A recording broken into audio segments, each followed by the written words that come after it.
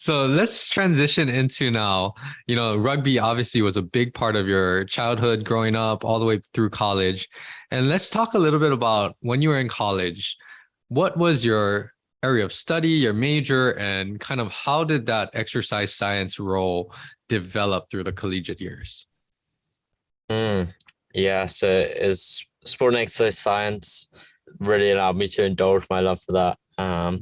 A lot of lab time, a lot of practical time, a lot of time just diving into research as well. So yeah, really exciting place. And I was doing it at the home of UK sport, Loughborough, which is just an awesome spot because it's got all the Olympians training there. You've got all the rugby teams, the football teams, the cricket teams, sort of an international Olympic levels training there. So great environment for that kind of thing. It's really home of UK sport, as I put it. What were some of your early areas of interest in exercise science or sports performance?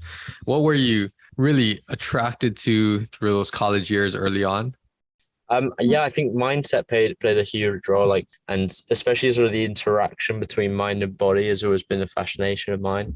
Okay. So that's one of the key areas. It's absolutely fascinating. Like you'd be in a lab and not studying something related to it, but you'd have someone on a treadmill, say they're doing sort of VO2 max test or something like that. Mm-hmm. Or time to exhaustion test, for example, let's go with that. And you'd say, what level are you at? What RPE are you at? And they'd be, I'm at 10. Yeah. And then, you give them a little bit of motivation, you bring some self-talk in, start chewing them on, all these different things. And suddenly they're going harder. And it's like, well, hold on a sec. You're at a 10.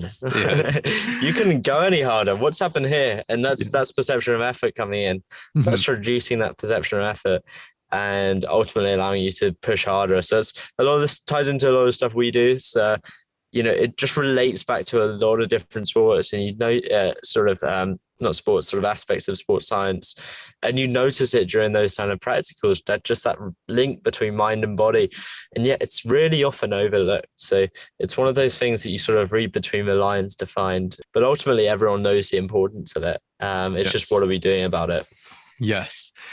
Let's come back to that topic because we are going to dive in a lot into that mental aspect, mind-body connection.